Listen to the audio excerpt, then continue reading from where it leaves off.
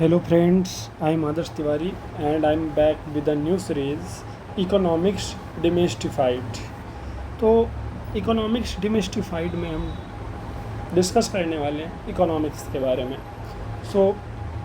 मेरा टारगेट है कि हम ये पूरी इकोनॉमिक्स के जो इम्पोर्टेंट टॉपिक्स हैं या फिर मतलब जो होल सिलेबस है उसको हम डिस्कस करें और समझें, और यहाँ पर हम साथ में सीखने वाले हैं।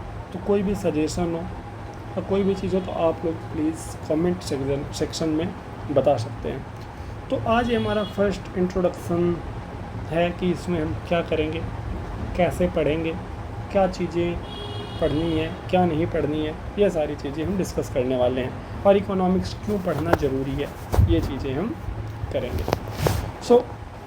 अगर हम बात करें तो इकोनॉमिक्स बेसिकली हमारे किसी भी एग्ज़ाम में बेसिकली ऐसे देखा जाए तो जिस भी एग्ज़ाम में आती है बहुत इंपॉर्टेंट पिलर होता है।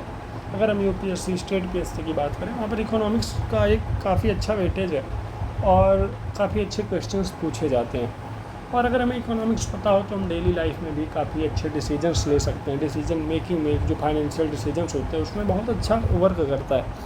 तो आई थिंक इकोनॉमिक्स पढ़ना बहुत ज़रूरी होता है किसी भी इंसान के लिए। हम यहाँ पर यही चीज़ें आज डिस्कस करेंगे, रोड मैप देखेंगे क्या हमें करना है। अगर हम बात करें तो इम्पोर्टेंस ऑफ इकोनॉमिक्स की, इकोनॉमिक्स इतनी इम्पोर्टेंट क्यों है। तो इकोनॉमिक की अगर हम बात करें बेसिकली तो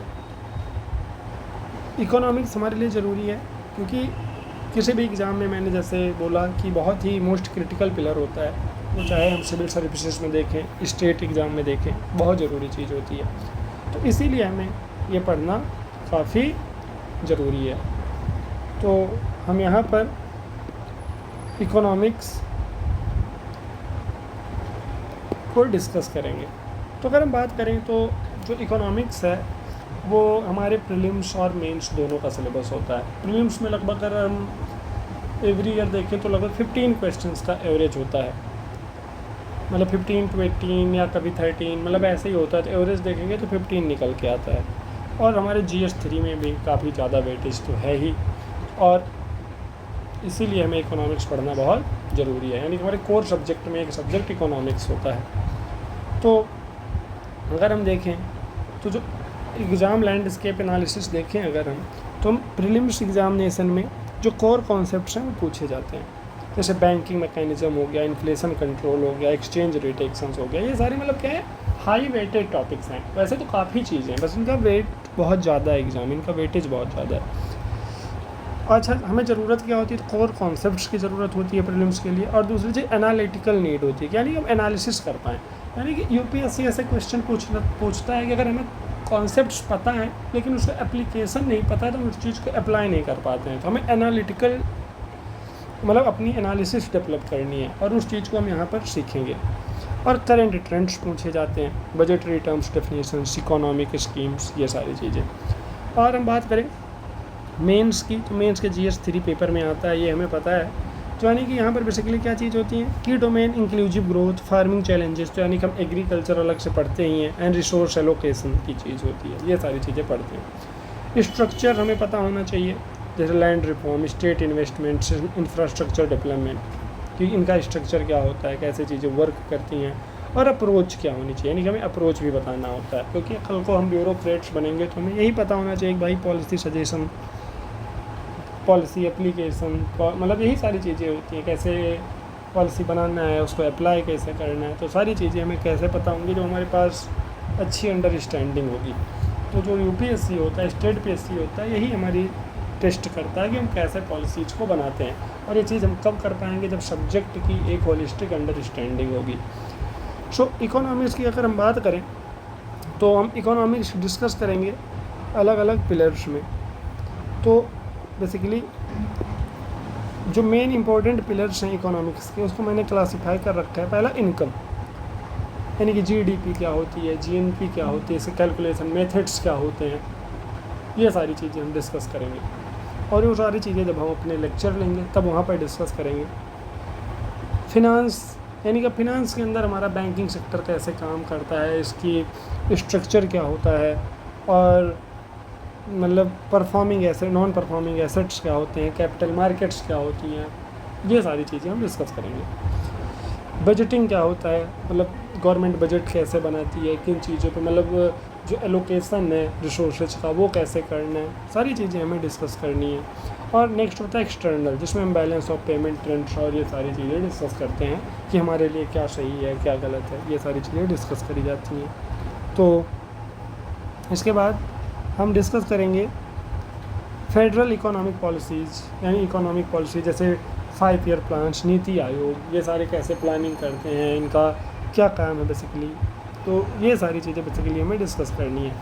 अगला अगर हम बात करें तो जैसे हम यूपीएससी, स्टेट पीएससी, हर जगह इकोनॉमिक्स आती है, तो उसमें डिफरेंस क्या होता है।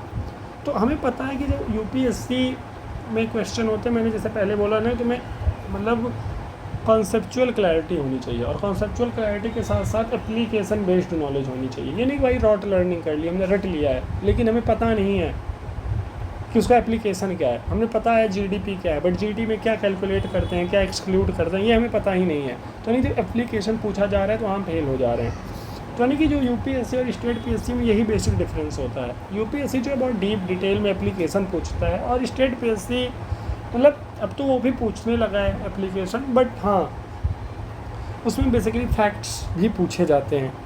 तो ये सारी चीज़ें होती हैं। तो यानी कि जो यूपीएससी में, सिविल सर्विसेज में highly conceptual, applied policy outcome, global linkages पूछे जाते हैं, और स्टेट पीएससी में डायरेक्ट डेफिनेशंस, स्ट्रक्चरल मैट्रिक्स, ये सारी चीज़ें पूछी जाती हैं। बजटिंग एंड डेफिसिट की बात अगर हम करें तो यूपीएससी में एनालिटिकल रिव्यू होना चाहिए यूनियन बजट का, लेकिन अगर स्टेट पीएससी की बात कर रहे हैं तो जो उस स्टेट से रिलेट, यानी कि स्टेट स्पेसिफिक बजट के बारे में पता होना चाहिए। एग्रीकल्चर एंड इंफ्रास्ट्रक्चर में हम ऑल ओवर इंडिया की बात करेंगे, क्या एग्रीकल्चर होता है, कैसे होता है। हाँ, ये क्वेश्चन तुम्हारे स्टेट पीएससी में तो आते ही आते हैं, बट स्टेट पीएससी में तुम्हें उस स्टेट के इकोनॉमी, एग्रीकल्चर पे ज़्यादा फोकस करना पड़ता है कि वहाँ का इरिगेशन सिस्टम क्या है, स्टेट लेवल डेवलपमेंटल प्लान्स क्या हैं, ये सारी चीज़ें हमें डिस्कस करना होता है। और क्या होता है, सोशल सेक्टर में हम नेशनल पॉवर्टी की बात करते हैं। अब यूपीएससी के बारे में पढ़ रहे हैं तो हम स्टेट स्पेसिफिक तो पढ़ेंगे नहीं, बट हाँ स्टेट पीएससी में उस स्टेट के बारे में भी तुम्हें नॉलेज होनी चाहिए। ये सारी चीज़ें होती हैं। तो बेसिकली अगर हम बात करें कि क्वेश्चन कैसे आते हैं, तो मैंने बता दिया कि मतलब एवरी ईयर लगभग एवरेज अगर देखा जाए तो 15 क्वेश्चन का होता है। तो अगर देखा जाए तो 2021 में 14 क्वेश्चन, 2022 में 17 क्वेश्चन, 23 में 15 क्वेश्चन, 24 में 18 क्वेश्चन, तो मतलब 15 to 18 क्वेश्चन से ही बेसिकली आते रहते हैं। और हम बात करेंगे फिर यहाँ पर कैसे डिस्कस करना है, तो ये सारी चीज़ें हमें डिस्कस करनी है।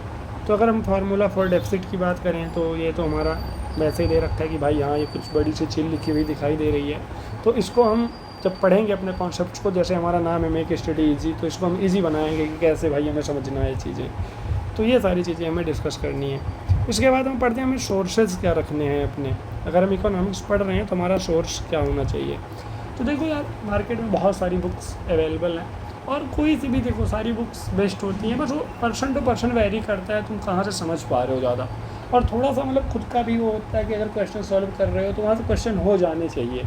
और ये चीज़ हमें क्या होता है, खुद से पढ़ते पढ़ते पता चल जाती है कि अगर भाई तुम कोई रिसोर्स फॉलो कर रहे हो, जब क्वेश्चन कर रहे हो तो वहाँ से क्वेश्चन हो रहे हैं कि नहीं हो रहे हैं। और दूसरी चीज़, तुम्हें उसकी लैंग्वेज समझ आ रही है कि नहीं आ रही है। तो हर पर्सन की अपनी अलग चॉइस होती है, बट अगर मैं अपनी रिकमेंडेशन दूंगा तो स्टैंडर्ड रेफरेंसेज में रमेश सिंह फॉलो कर सकते हो, बट ये बहुत लेंदी है। तो इसके कंपैरिजन में मैं जो खुद फॉलो करता हूँ, विवेक सिंह सर की बुक आती है, ये फॉलो करा जा सकता है, जो कि मतलब बहुत लेंदी नहीं है, छोटी सी बुक है, और इसमें हॉलिस्टिक मतलब जो यूपीएससी के लिए हमें चाहिए नॉलेज उतनी है, मतलब आसानी से कॉन्सेप्ट्स क्लियर हो जाते हैं। तो मैं पर्सनली रिकमेंड करता हूँ विवेक सिंह, बट हाँ रमेश सिंह भी लिख रखता है, क्योंकि बहुत लोगों को चाहिए कि उनकी बुक भी पसंद है, तो वो चीज़ करा जा सकता है। तो ये हमारा मतलब हमारा, वैसे तो मैं लेक्चर में सारी चीज़ें डिस्कस करूँगा, बट अगर फॉलो करनी ही है तो करा जा सकता है, कर सकते हो, तुम लोग बुक रीड कर सकते हो। बाकी यूनियन बजट तो हमें पढ़ना ही पढ़ना होता है, एनुअल इकोनॉमिक सर्वे देखना होता है, करंट अफेयर्स के लिए कोई न्यूज़पेपर या एडिटोरियल डिस्कशन, सारी चीज़ें होती रहती हैं, तो कहीं से भी फॉलो कर सकते हो।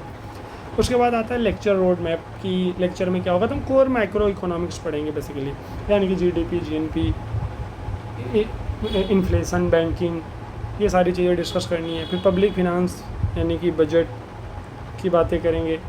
सेक्टर्स इकोनॉमी के हम देखेंगे, एग्रीकल्चर, प्राइसिंग, ये सारी चीज़ें। उसके बाद इन सबको मतलब इंटीग्रेट करके हम चीज़ों को डिस्कस करेंगे। यानी मेन हमारे ये चीज़ें होती हैं, बाकी जो पार्ट्स हैं वो तो डिस्कस करेंगे ही करेंगे। तो यानी कि इस लेक्चर में हमें बस ओवरव्यू देना था इस सीरीज़ में कि हमें करना क्या है। डेली मतलब हमारे लेक्चर्स आएंगे और हम डिस्कस करेंगे कि सारे टॉपिक्स को अच्छे से कवर किया जाए और उसको समझा जाए। तो यानी कि जैसा हमारा मतलब नाम है मेक स्टडी इजी, तो हम वैसे अपनी स्टडी को इजी बनाएंगे और लेट्स मेक स्टडी इजी। और मिलते हैं नेक्स्ट क्लास में अपने कॉन्सेप्ट के साथ और उसको इजी बनाते हैं। So bye bye, take care and support करिएगा। और जो भी सजेशंस हो तो आप कमेंट सेक्शन में दे सकते हैं। और अगर जिसको पर्सनली मिलना है, बात करनी है, एक ग्रुप बनाना है, यूपीएससी की एक कम्युनिटी बनानी है, तो आप उसके लिए भी मिल सकते हैं। Thank you.